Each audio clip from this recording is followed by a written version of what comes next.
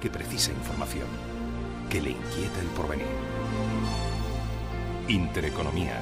En cada momento la información económica y bursátil que le interesa. En todo momento, la información general que necesita.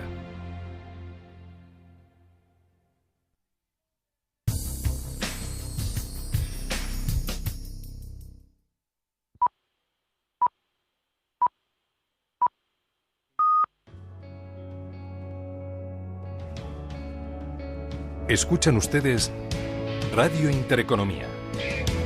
Información financiera en tiempo real. La comida mexicana es una de las más exquisitas del mundo y hoy, gracias a La Costeña, podemos gozar de sus sabores con una gran variedad de productos. De México para el mundo, La Costeña, por sabor.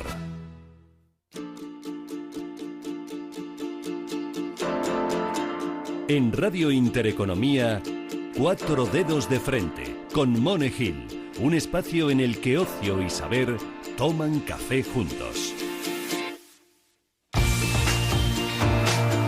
La Costeña, productos con el verdadero sabor de la cocina mexicana, patrocina este programa.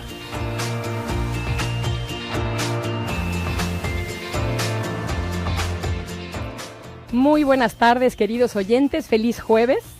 Sean, como cada semana, bienvenidos a tomar café con el ocio y el saber. Ya próximamente tendré que decir café, té, leche desnatada y demás. Lo que ustedes quieran, pero el chiste es que el convivio con el ocio y el saber se haga vigente. Bienvenidos a Cuatro Dedos de Frente. Yo soy Mone Gil y hoy es jueves 4 de mayo. ¡Qué sol! ¡Qué días tan hermosos! Mayo nos recibe muy bien. Amigos, antes de comenzar oficialmente el programa y en virtud de que sin ustedes este programa no sería posible, quiero compartir abiertamente la dirección de correo electrónico que hemos creado para ustedes, por medio del que podrán escribirnos, opinar, compartir datos curiosos, recetas, hacer peticiones, darnos retroalimentación, que también es bienvenida, enviarnos notas de interés, etc. El email es, por favor tomen nota, todo con letra, no con números, 4dedosdefrenteradio@gmail.com. Lo voy a repetir, 4dedosdefrenteradio@gmail.com. Así que por favor, escríbanos, opinen, regálenos un pedacito de ustedes, porque sin ustedes este programa pues simplemente no sería posible. Bueno, pues es momento de comenzar con nuestra primera sección, mi favorita para iniciar.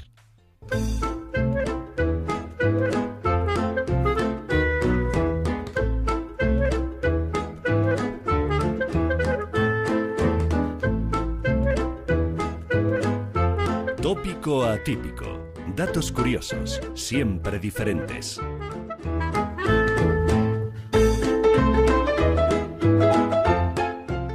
Y que quede muy claro que al decir mi sección favorita me refiero de antesala, porque todas mis secciones son favoritas, todos los segmentos de este programa son mis favoritos y mis consentidos, pero he de decir que para iniciar, hombre, pues me viene muy bien, me gusta.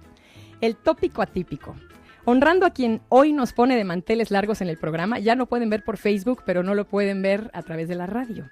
Pero honrándolo, el tópico atípico alude, para ir entrando ya en materia filológica, a curiosidades literarias. Aquí algunas de ellas. El término bestseller se utilizó por primera vez en 1889 en el periódico The Kansas Time and Star. En un artículo del diario se hablaba de los libros más vendidos, pero realmente el término como tal empezó a utilizarse ya popularmente el 9 de abril de 1942, cuando el New York Times, el famosísimo periódico, sacó The New York Times Bestseller List, y desde entonces la frase es un referente en el mundo de la literatura. Otro dato curioso, otro tópico atípico. En el siglo X, el visir persa Abdul Qasem Ismail tenía una biblioteca, fíjense nada más, de 117,000 libros, mismos que eran transportados en las jorobas de 400 camellos, que eran adiestrados para llevarlos por orden alfabético. O sea, si se le ocurría acudir a un libro que estuviera en la M, pues el camello que traía los libros donde estuviera la M, bueno, tenían que frenar la caravana y entonces leer. Qué visir tan culto, tan extraordinario, tan exótico y tan lector. Ahí les va otro dato interesantísimo del mundo de los libros. El libro más pequeño del mundo mide 1 por 1 milímetros y salió a la luz en el año 1985. El título es Old King Cole, que es un cuento infantil del que se hizo una tirada de solamente 85 ejemplares. Evidentemente, para poder utilizar sus páginas, pues hay que tener un alfiler para poderlo leer. Bueno, ahí les va otro dato curioso, un poco ridículo, si me permiten decirlo. Yo voy a meter este adjetivo. El libro más caro del mundo cuesta 153 millones de euros. Por si traen cambio, por si en su bolso encuentran algo, bueno, pues ya saben que pueden comprar. Y solo consta de 13 páginas escritas. Se llama The Task, o La Tarea. Su autor es el alemán Thomas Alexander Hartmann. Y el precio es tan elevado porque, según Hartmann, ha resuelto las 3 cuestiones más importantes de la humanidad en menos de 300 frases.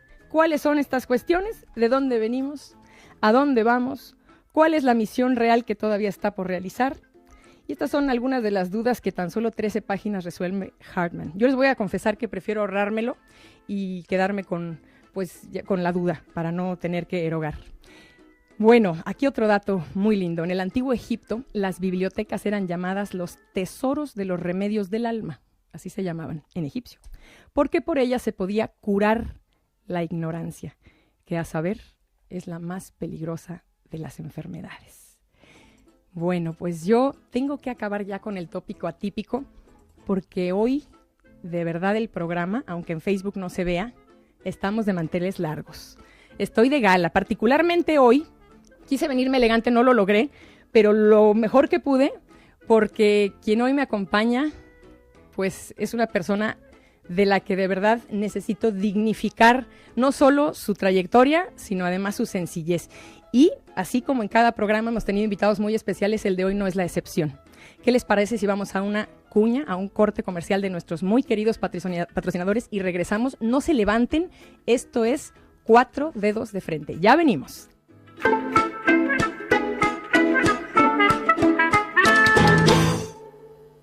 En México, como en España, la comida es patrimonio mundial. Hoy podemos gozar de la tradicional cocina mexicana gracias a La Costeña, presente en nuestro país. La Costeña, por sabor.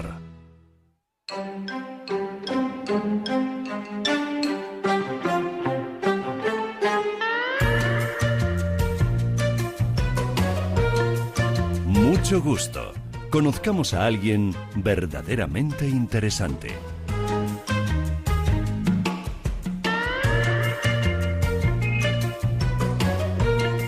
No hablé de los asesinos.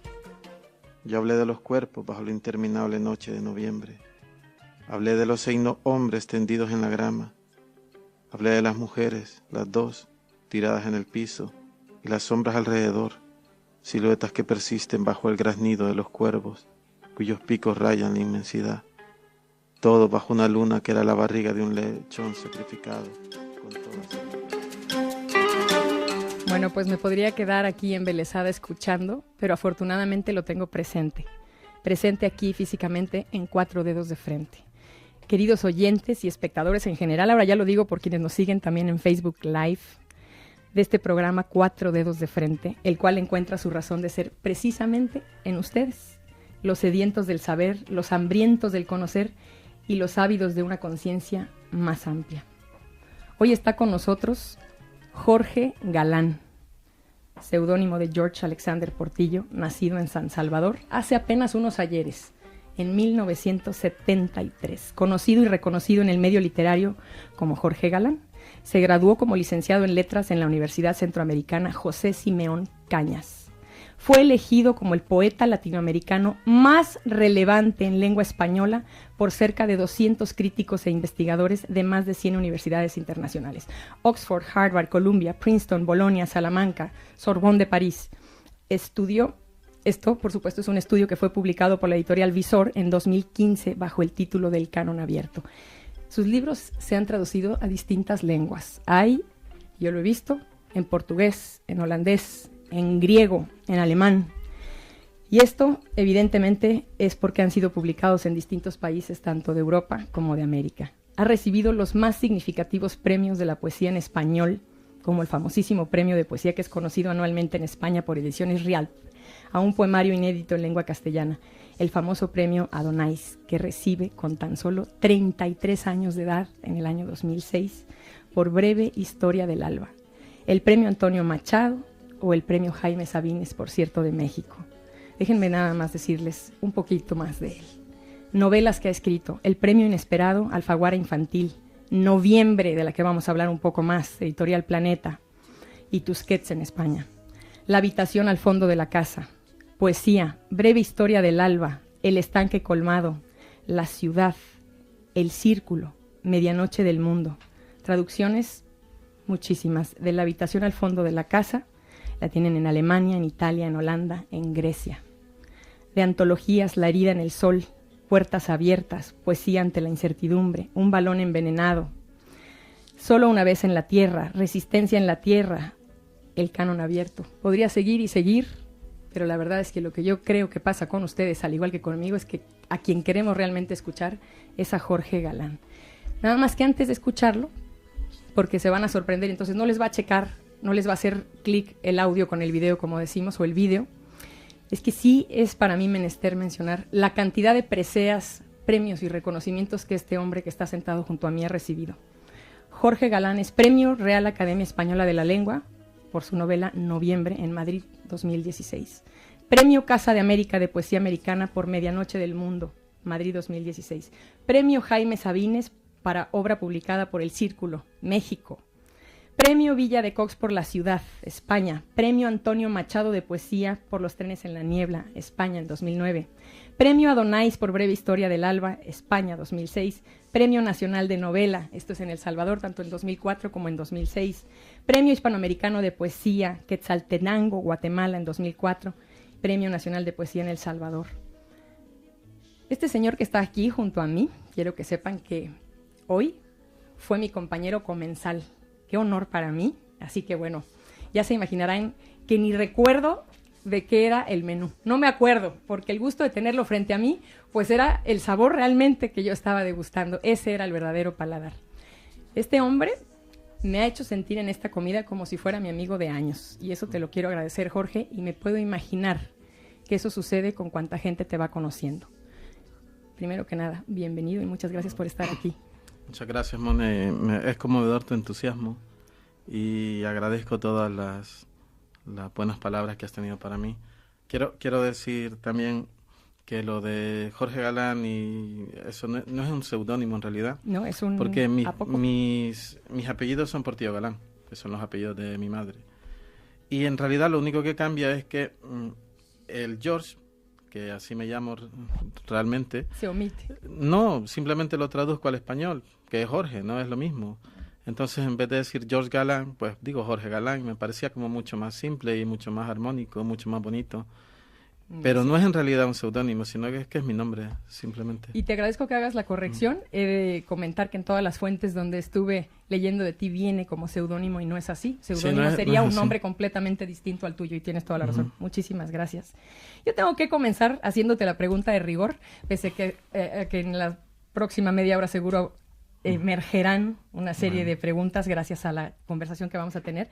Pero bueno, estas preseas que solamente consolidas con lo que ya traes como talento innato, hace que la gente pregunte de manera, yo creo que es una pregunta muy recurrente, si esto lo haces por vocación, o si eres escritor por vocación, o si te hiciste, ¿no?, conforme lo fuiste estudiando. Y a mí me parece que la pregunta debería ser obviada, porque el talento lo traes a flor de piel. Entonces, considerando o asumiendo que es pasión y vocación, y después, evidentemente, formación, déjame entender cómo fueron, la pregunta es muy amplia, pero voy a tratar de acotarla, ¿cómo fueron tus inicios como escritor? Yo me quiero imaginar a un Jorge que hoy tiene 43 años, mucho más joven, porque eres joven.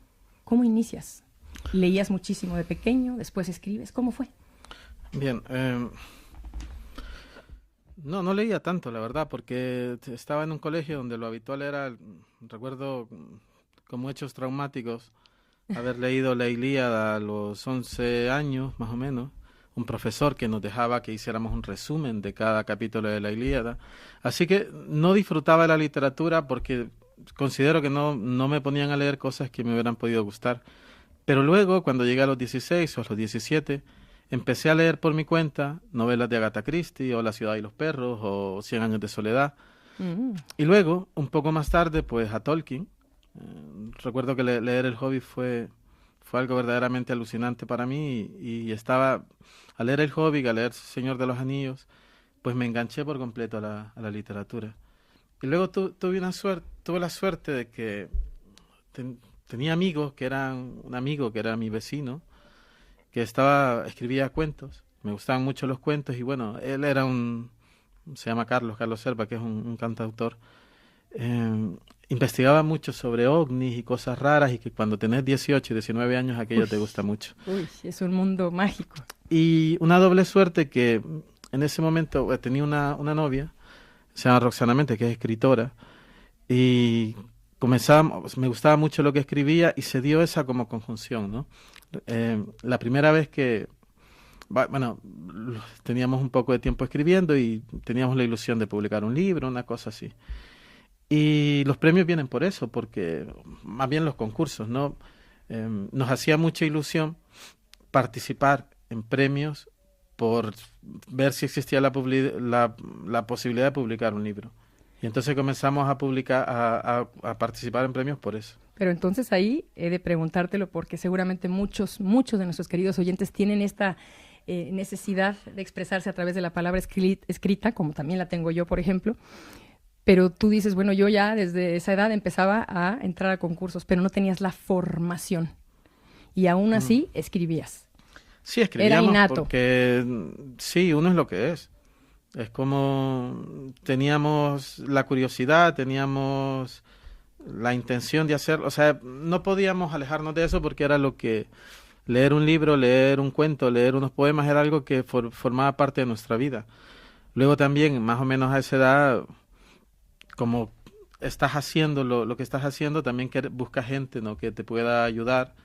Y tuvimos la suerte de tener un par de maestros maravillosos que sinceramente no solo nos enseñaron, sino que sobre todo nos motivaron. Y eso era importante si estabas en un país como El Salvador. ¿Cómo era esa motivación? ¿Era incitarte a la creación literaria? ¿Llevarte a mundos mágicos? Pero sobre todo en un país donde era habitual pensar de que no pasaba nada, que no fuera terrible. Esta gente, por alguna razón, te hacía creer en vos mismo. Y era muy importante eso si quería ser un escritor. Porque los escritores en El Salvador, bueno, en ese momento, si yo le decía a alguien de mi familia que quería ser escritor, pues seguramente lo iba a ver muy mal, porque lo siguiente que iba a preguntarme era de qué iba a vivir, o si me daba cuenta que en El Salvador no habían grandes escritores o no había tradición. No es que no los haya, sino que esa sensación es la que se tenía, porque era un país que se publicaban muy pocos libros, que había muy pocos escritores considerados eminentes, o sea, teníamos una tradición muy pequeñita. Entonces, bueno, ser escritor en El Salvador no se miraba tan bien. A lo mejor ha cambiado un poco ahora, pero han pasado mucho tiempo. Justamente eso te quiero preguntar. Hablabas en pretérito, perdóname, sí. Hablabas en pasado. Sí. Hay hoy por hoy 5 millones de habitantes en El Salvador. Quizá 1 millón que están en Estados Unidos. 6, un poco más de 6. Sí. Pero de esos 6, 1 millón viviendo seguramente en otro país. Teníamos 3,5 millones en Estados Unidos, entonces. solo en Estados Unidos. ¿Y crees que ha cambiado hoy algo? Yo creo evolucionado? Sí, porque si estabas a inicios de los años 90, pues tenías muy pocas cosas para mirar hacia afuera. Pero ahora desde el Internet, pues hay un proceso, hay una visión distinta de las cosas. Claro. De hecho, nosotros nos beneficiamos de eso. Cuando gané el premio Donais, yo mandé el libro para nosotros mandar un libro a España era muy complicado. No era una cosa simple. Pero al abrirse la posibilidad de poder enviar por correo electrónico, bueno, eso te abría las puertas a muchas cosas. Por supuesto. Fíjate que yo quiero que te vayas preparando y que la gente se vaya preparando, porque es menester hablar de tu niñez, dado que tú vienes de un país en el que penosamente, y lo tengo que decir, pues esta guerra civil tan famosa ha sido motivo de noticia para el mundo entero. Entonces, ¿qué te parece si vamos a una pausa comercial? Regresamos, no se muevan de sus asientos, o si quieren muévanse, aprovechen, sacudan, y si quieren hasta traigan un cuaderno y apunten, porque muchas ideas podemos tomar de nuestro querido Jorge Galán. Esto es 4 Dedos de Frente. Ya volvemos. La comida mexicana es una de las más exquisitas del mundo y hoy, gracias a La Costeña, podemos gozar de sus sabores con una gran variedad de productos. De México para el mundo, La Costeña, por sabor.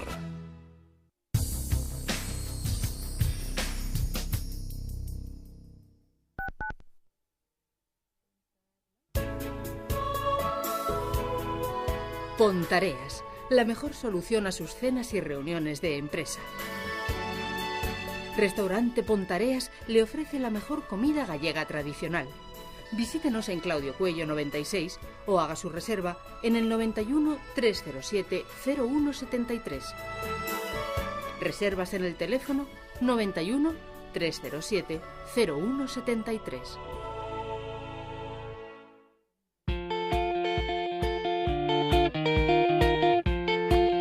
Destinos de viaje. A menos de 100 kilómetros de Bangkok se encuentran dos de los mercados flotantes más bonitos de Tailandia, el de Damoen Saduak y el mercado flotante de Amphawa, que existe desde mediados del siglo XVIII. Ambos están en las inmediaciones de la localidad de Mae Klong, donde hay otro mercado menos conocido pero único en el planeta. No por lo que vende, sino por el sitio en el que está ubicado. Las vías del tren. Sus tenderetes discurren a lo largo de 200 metros sobre las vías. Cada vez que el tren se acerca suena una bocina y de forma casi automática todos los vendedores pliegan sus toldos para dejar espacio a la locomotora. En cuanto el tren pasa, vuelven a montar sus tiendas, todo en cuestión de segundos y 8 veces cada día. El pintoresco mercado de Mae Klong se encuentra a tan solo 1 hora de la capital tailandesa, pero todavía no lo frecuentan demasiados turistas, por lo que conserva su autenticidad casi intacta. De hecho, allí aún no se venden souvenirs. El tren que lo atraviesa funciona desde 1905, pero el mercado ya estaba allí antes y sus vendedores no quisieron cambiarlo de sitio. La comida mexicana es una de las más exquisitas del mundo y hoy, gracias a La Costeña, podemos gozar de sus sabores con una gran variedad de productos. De México para el mundo, La Costeña, por sabor.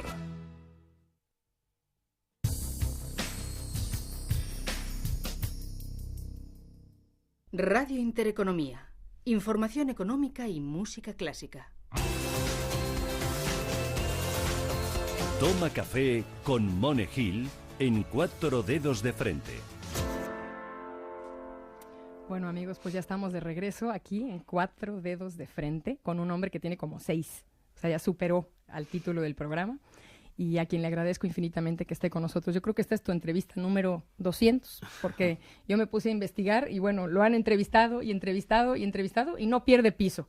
A ver si después de esta ya pierdes un poco de piso, porque eres sencillez en 2 piernas, cosa que agradezco y que felicito. Bueno, gracias. De verdad. Bueno, hasta timidez les diría yo que tiene.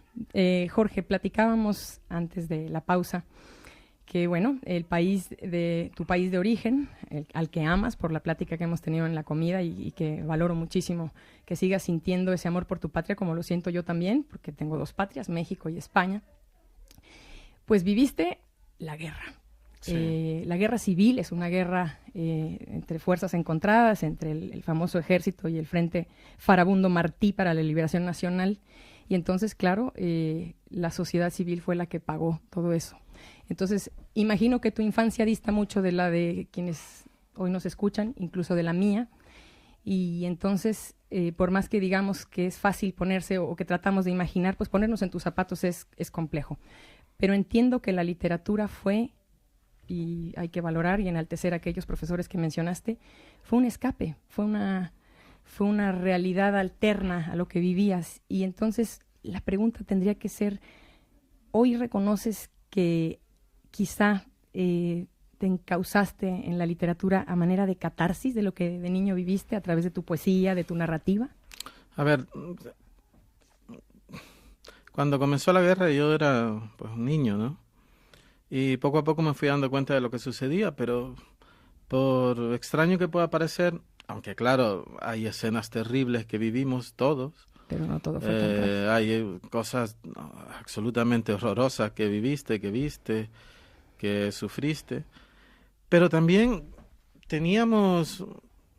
uno aprende a vivir aún en una guerra. Y si bien era éramos niños, bueno, teníamos nuestras propias maneras y nuestras propias cosas aún dentro de la guerra. No todo era terrible. No todo era terrible. Y luego habían cosas que no te dabas cuenta. Por ejemplo, una cosa muy simple que me gusta contar. Una vivencia. Había mucho racionamiento de electricidad. Y a veces pues no había electricidad y ya está, no había. A luz de vela. Pero a mí me encantaba cuando mi madre sacaba una barbacoa y hacía la comida en el patio en la barbacoa.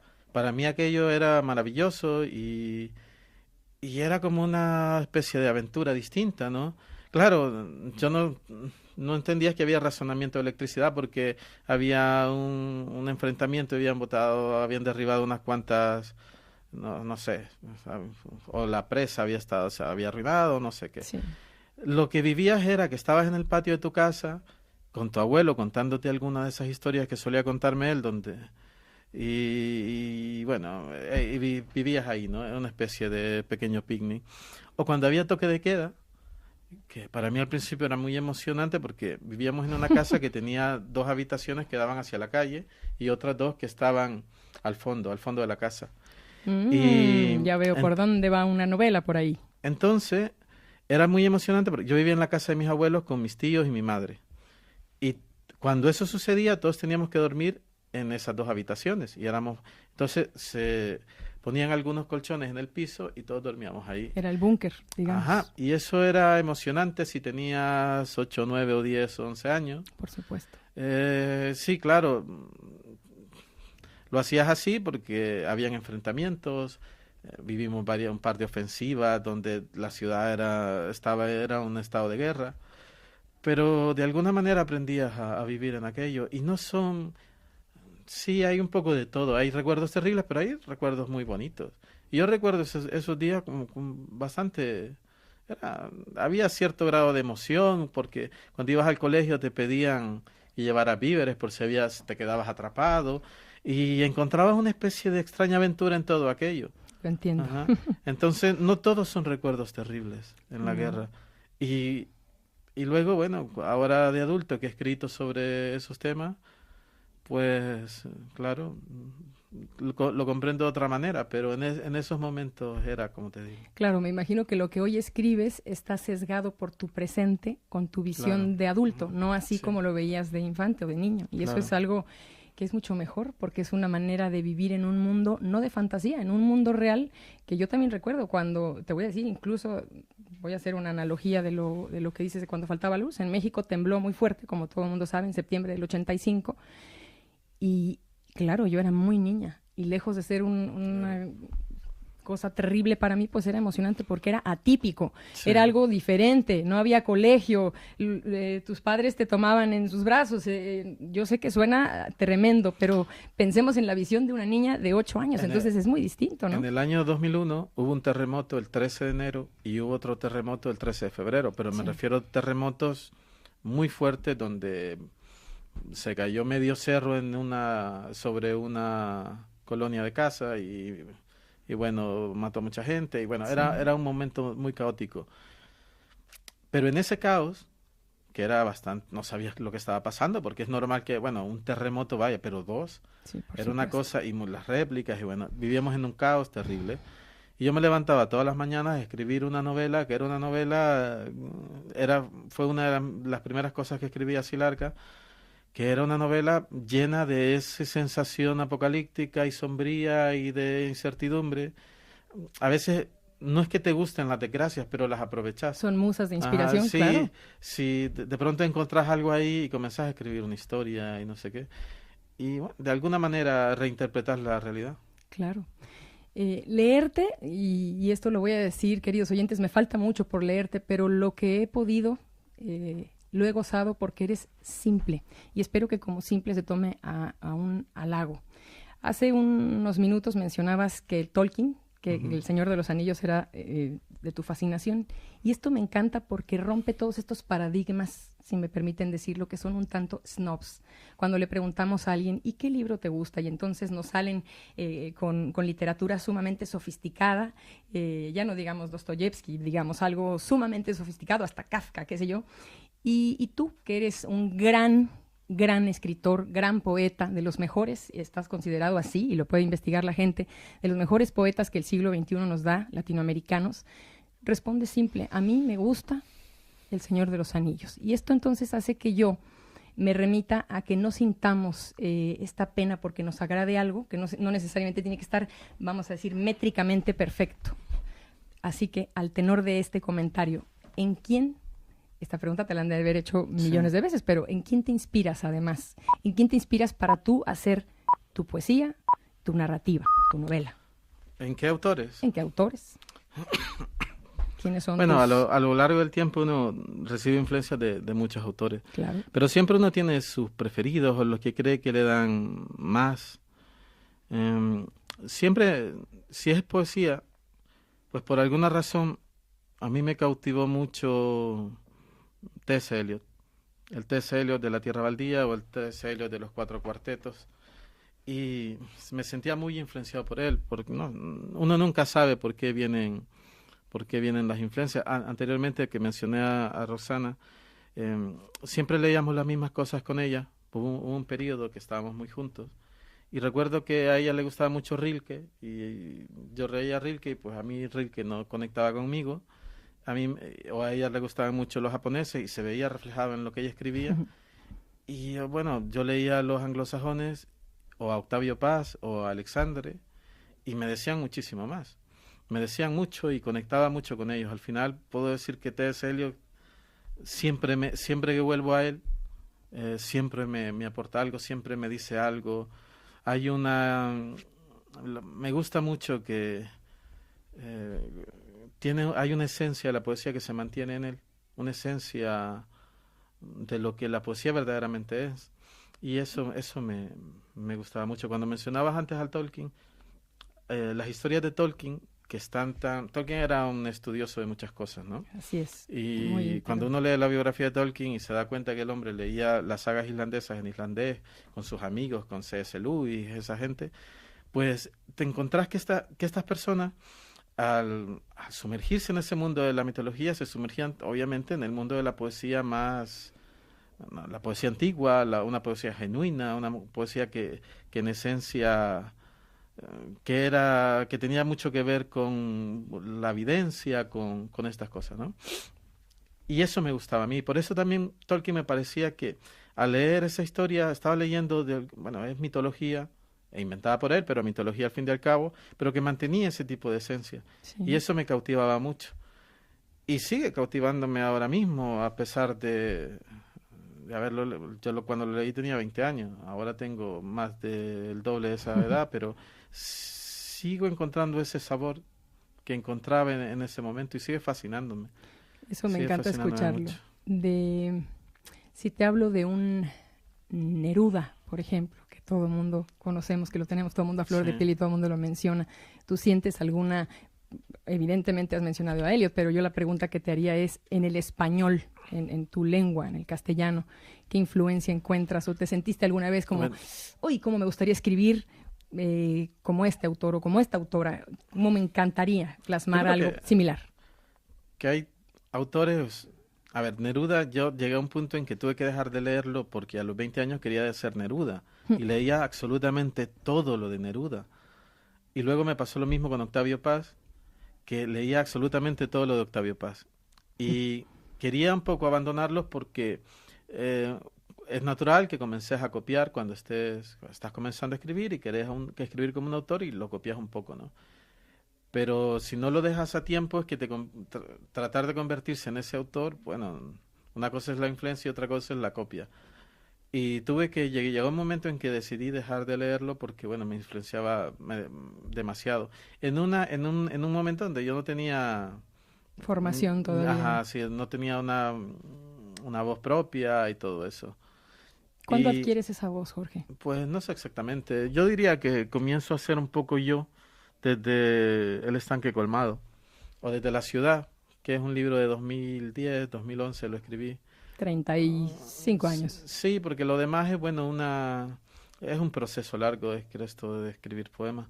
Y luego en narrativa, obviamente, García Márquez es como una influencia muy, muy, muy fuerte creo que para todos los novelistas hispanoamericanos. Disfrutas el Latinoamérica. detalle. Sí, García la Márquez, narrativa. bueno, también es algo que El me pasó así, realismo ¿no? mágico. Que hace tiempo que no quiero leerlo por eso, porque, bueno, me pasó como Neruda, que siempre es que García Márquez, bueno, hay una cosa ahí que te atrapa mucho, ¿no? Ahora puedo decir, si me preguntaras sobre mis influencias en narrativa, siempre mencionaría a Faulkner, que casualmente también yo llegué a Faulkner de la mano de García Márquez, que, Uno te lleva a otro. claro, que fue como el maestro de García Márquez y, Así es, su y luego, inspiración. sí. A ver, una pregunta quizá para un escritor es pues común, pero nosotros los terrícolas o los que estamos en el estudio de la literatura apenas en el camino. Yo leí tus poemas, estuve, lo que pude leer de los poemas y estuve viendo a través de varios vídeos, escuchando tu poesía. Y entonces se dice fácil ser poeta. Todo el mundo se inspira con un atardecer, con un amanecer, con el perro que pasó, con la guerra, con... Sin embargo, hay una técnica, hay una métrica, hay cuestiones ya de estudio. Así que hay un poeta antes de la universidad y un poeta después. Hoy notas, porque para tú ser galardonado, para ganar estos premios, estas preseas a nivel internacional, pues es que hay técnica. Y la pregunta es esta. Entonces tú sientes un poema, pero evidentemente tienes que estructurarlo. Ya, ¿Qué es primero? Bueno, primero fue la métrica, porque no puedes, como decía Eliot, no puedes romper las reglas sin antes dominarlas, ¿no? Por supuesto. Entonces, pues yo, si ves mis primeros trabajos, mis primeros libros, pues todos son como el dominio de la métrica, muchos sonetos, muchos alejandrinos, octosílabos, lo que sea. En parte porque, bueno, los maestros que mencioné antes, David Ernesto Marenco y Francisco Andrés Escobar, que yo leía muchos poemas con ellos. Por ellos leía a Miguel Hernández, por ellos leía a Lorca, por ellos leía, bueno, tantísima gente. Entonces, pues uno de los énfasis al inicio era eso, el dominar la música, que es natural en un poema, y para dominarla, bueno, tenías que trabajar mucho. Y solo entonces, porque el verso libre, hay que comprender, bueno, es obvio que el verso libre tiene que llevar música, que no es... Por supuesto. Tan anárquico. Sí, o sea, hay una anarquía controlada como el jazz. Así es. Pero si no estás consciente de eso, entonces escribís prosa y prosa cortada. Y una cosa es la prosa cortada y otro es el ritmo de la poesía. Que no fue fácil, me llevó mucho tiempo llegar al verso libre, mucho tiempo. Pero bueno, es lo normal, ¿no? Es lo normal en todo, que llevas años aprendiendo una técnica y ya luego pues vas avanzando un poco. Sí, la pregunta refiere también o alude a que de pronto todos tenemos este momento de inspiración y entonces como decía anteriormente, nos sentimos poetas y entonces creamos cierta rima y no nos percatamos que, como bien dices tú, los alejandrinos, que son 14 sílabas. 14 sílabas. Entonces, bueno, pues ahí entra ya una estructura y entonces como que se quiebra. Lo que yo no quiero es que los oyentes se desilusionen, simple y sencillamente que si traen este talento innato, esta sed de escribir, que lo hagan y que lo hagan sin métrica por ahora, sería el sistema. Y después que entren en materia de estructura. Lo que pasa es que la música, si lees a ver, si estás queriendo dominar eso, obviamente hay que leer a los escritores antiguos, ¿no? A Darío, a Neruda mismo, con los 20 poemas de amor, o El hondero entusiasta. Para poder comprender la sí, métrica. O sea, hay que estudiar un poco para comprender la música. Los músicos lo hacen, claro, evidentemente. Y es matemática. Sí, o sea, hay que entender la música porque el poema sigue siendo música. El poema es eso, ¿no? Es eso. Jorge, ¿eres más poeta que novelista? Ahora no sabría decirlo. Antes siempre pensaba que sí, pero llegado a este punto, pues no lo sé. Creo que un poco se ha equiparado de ambas cosas. Me gusta contar historias, siempre me gustó contar historias. Lo que pasa es que me era más fácil antes escribir una novela. Aprender a escribir una novela no es fácil.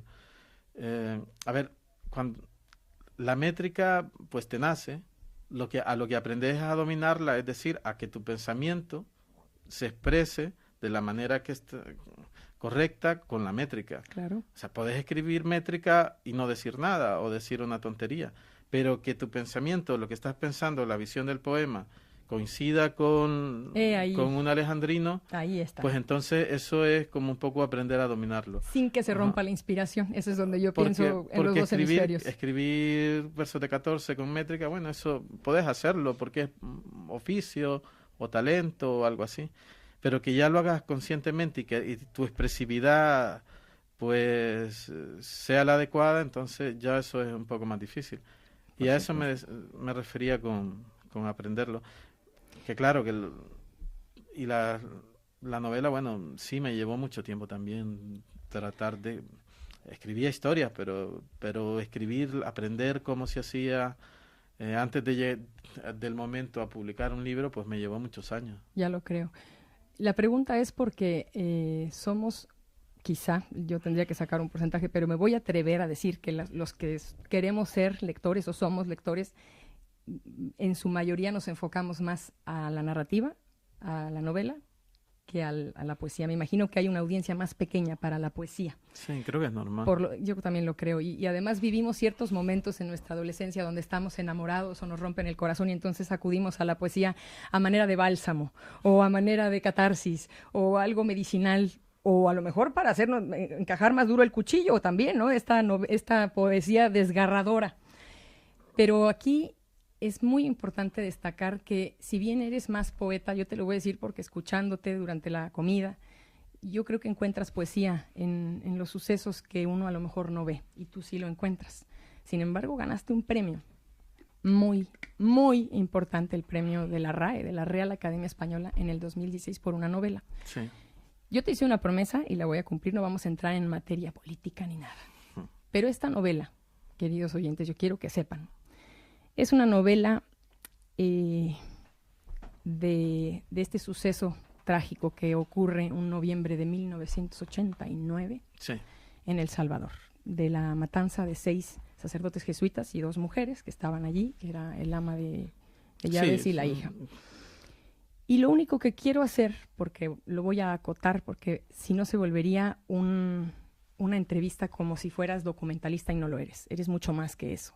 Eres artista, un gran literato. Yo estoy segura que se te rendirá el mérito que tienes en vida, porque cada día hay más apertura por los medios de comunicación. Pero sí creo importante mencionar que si la Real Academia Española te cede este premio es porque hay un complemento de elementos. La narrativa, la historia como tal, los elementos, seguramente los recursos estilísticos, todo. Y aquí, humanamente, lo que yo quiero decir es que tú, y lo he visto, lo estuve escuchando en varias entrevistas que te hacen, y yo llego a la conclusión de que lo haces en reivindicación a quienes ya no están. Y entonces coincide que afortunadamente la novela Noviembre recibe el premio de la RAE. Y tú no tenías, porque yo te he escuchado decir eso, no tenías la intención de ganar el premio. Si yo te preguntara cuál es la misión número 1 de esa novela en Jorge Galán, ¿qué responderías? A ver, ¿qué intención era?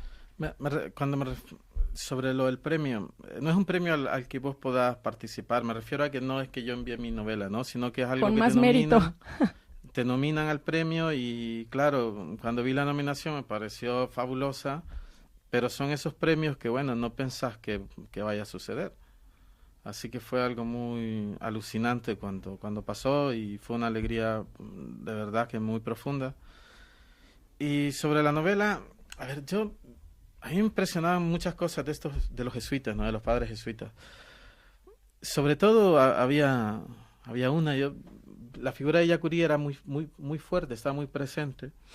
Ellacuría como una persona, del resto también, pero Ellacuría sobre todo, ¿no? Uh-huh. Y me parecía que era una persona, bueno, me sorprendió mucho una vez que oyendo una charla sobre Ellacuría. Ignacio Ellacuría, para quienes están escuchando. Sí, un jesuita español. Renombrado. Sí, el alumno predilecto de Javier Zubiri, una persona eminente. Uh-huh. Y me impresionó cómo lo definían como alguien que era una persona eminentísima, pero que además había tenido la ingenuidad de querer hacer algo. Y pensé, bueno, ¿cómo una persona tan brillante puede ser ingenuo a la vez. Y lo que Yacuría había querido era llevar la paz a mi país, ir en esa dirección, cosa que estaba haciendo, porque estaba el proceso de paz. Cuando llega el presidente Cristiani, le había pedido a Yacuría que le ayudara en eso, y Yacuría se estaba reuniendo con la gente del FMLN, había tenido ya un par de reuniones y estaban en ese proceso, ¿no? Era un mediador, no era es que un estuviera mediador, sí. en la parte comunista, que siempre se ha confundido erróneamente, ¿no? Y hay que reivindicarlo, claro. Entonces, me impresionaba que una persona que podía estar, él y el resto, Martín Baró, Segundo Montes, Joaquín López y López, podían estar en cualquier universidad del mundo. Y estaban en El Salvador. Pero estaban en El Salvador. Y El Salvador mataba a sus sacerdotes, había matado a Monseñor Romero, había matado a Rutilio Grande, había matado a unas monjas norteamericanas, tenía una consigna el ejército: haz patria y mate un cura. O sea, era real, el peligro era real, y sin embargo ellos estaban ahí, y estaban con la gente, y estaban queriendo hacer algo por la gente. Ese tipo de sacrificio era muy inusual, una cosa extraña.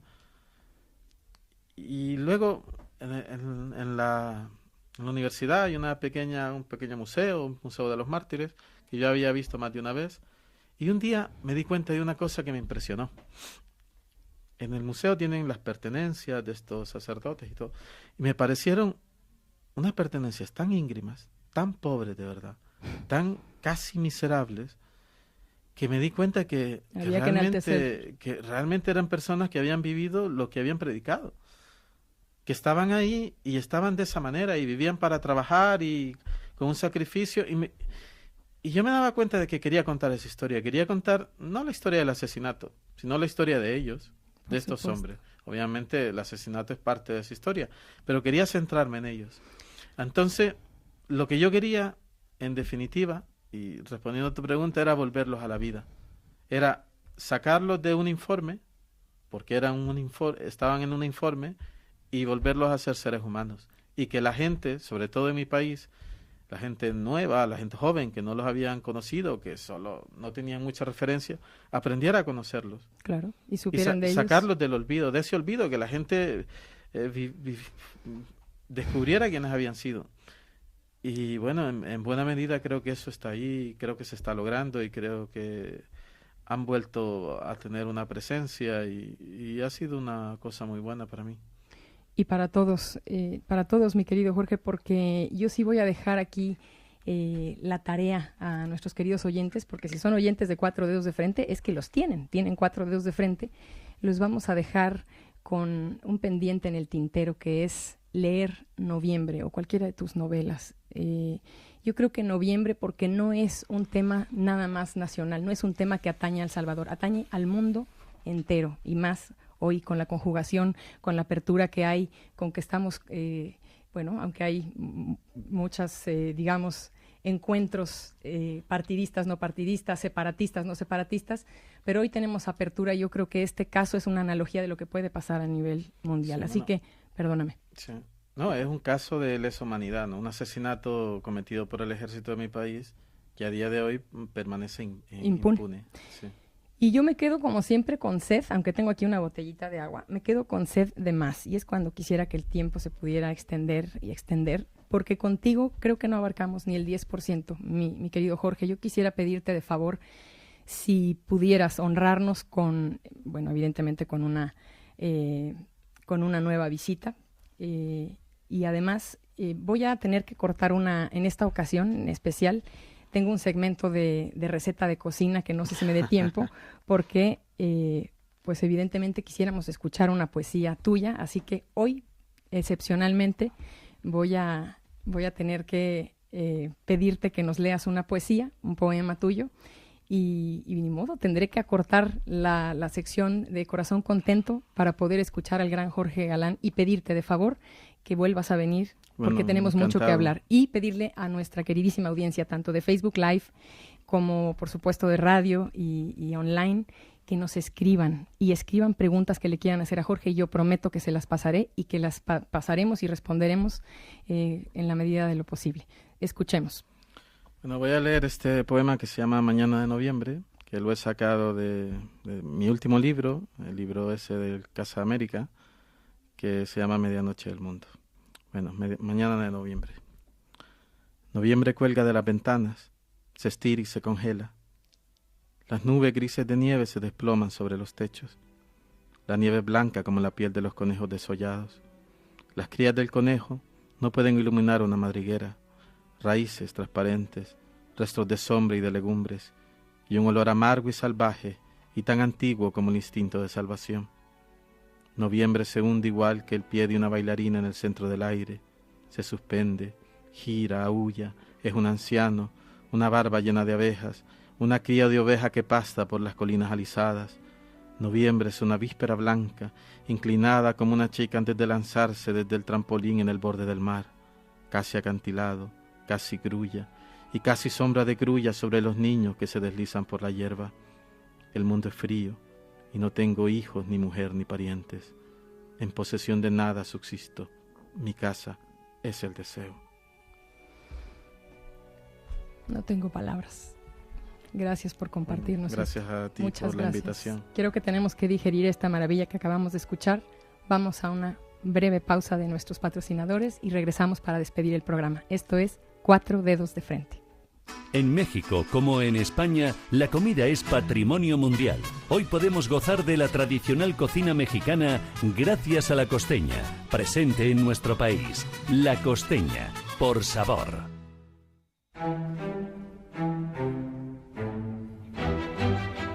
Don Erudito Cultibáñez nos comparte sus conocimientos.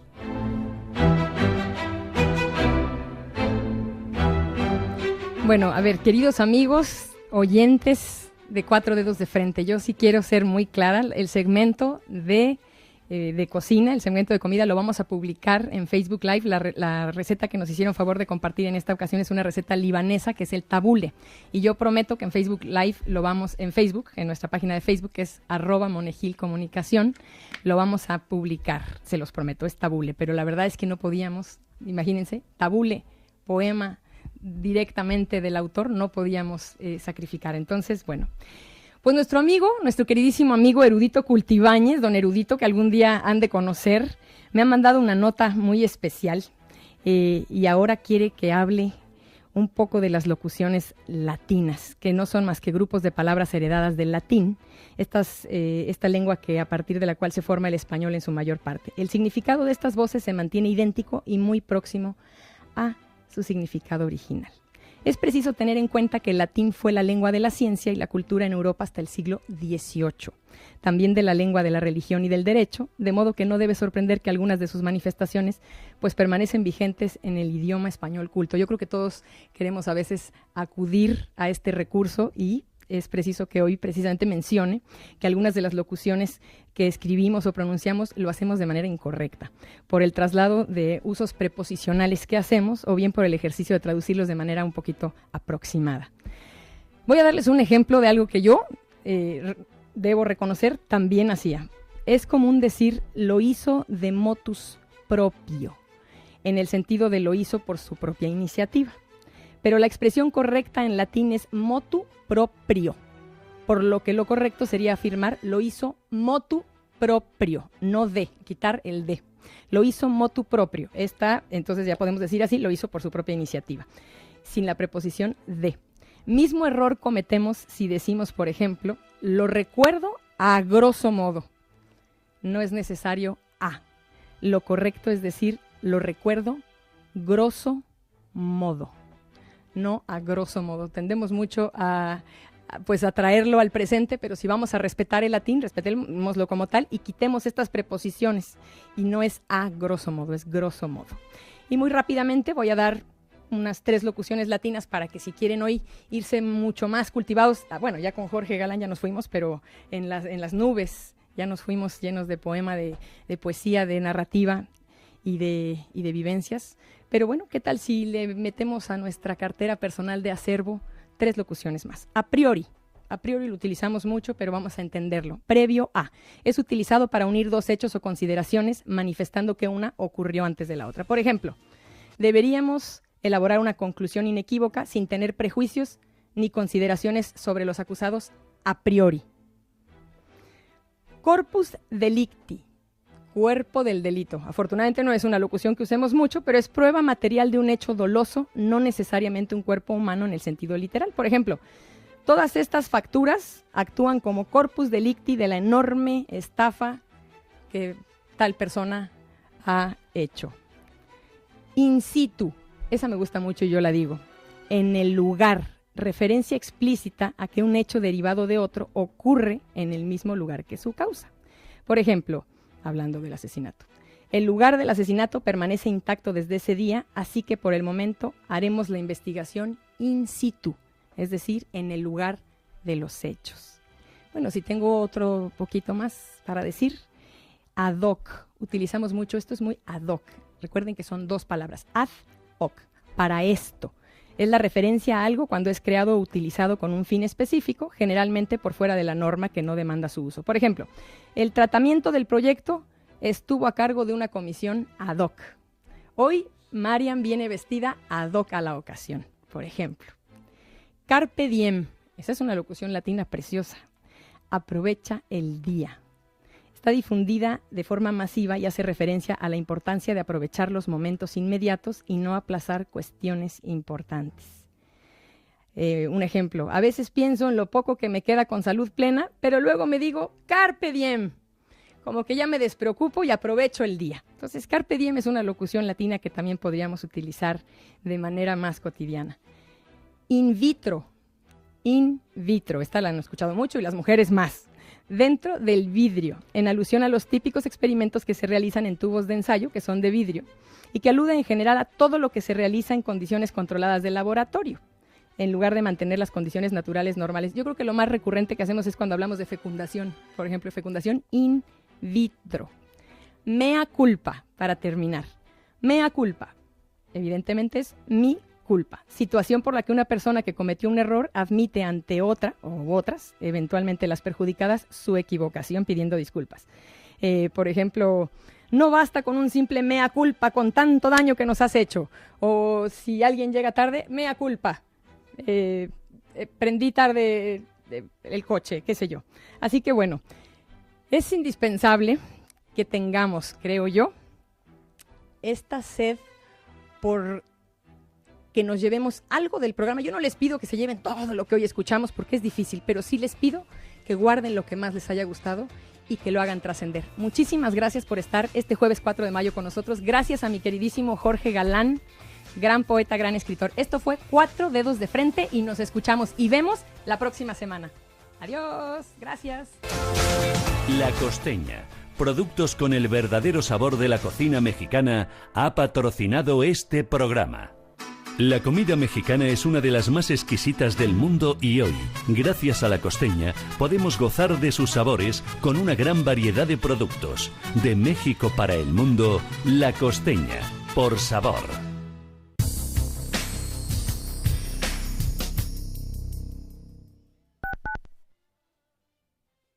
¿Estás pensando en hacer una reforma de tu baño? ¿Quieres cambiar tu antigua bañera por una ducha? Llama a dúchate.es, te la cambian en 24 horas. En dúchate.es son especialistas en reformas rápidas, cuentan con los mejores profesionales y los diseños más modernos. Puedes visitarles en su exposición de Madrid, en la calle Ferrocarril 5, o conocer su tienda en Las Rozas, en el Centro Comercial Burgocentro. Llama a dúchate.es al 91 474 1004 y te enviarán un asesor que te dará las mejores ideas para renovar tu cuarto de baño. Consulta dúchate.es.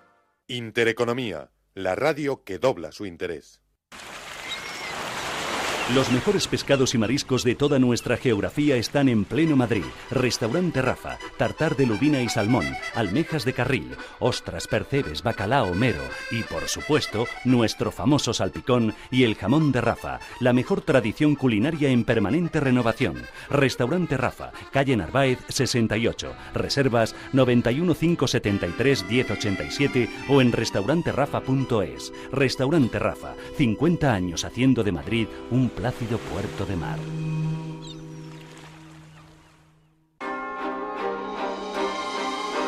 Tal vez lamente no haber escuchado un buen consejo para invertir. Quizá se arrepienta de no haberse informado sobre un plan de pensiones. ¿Acaso sienta no saber utilizar adecuadamente sus ahorros? Puede que le aflija no habernos conocido antes. Intereconomía. Nos preocupamos por su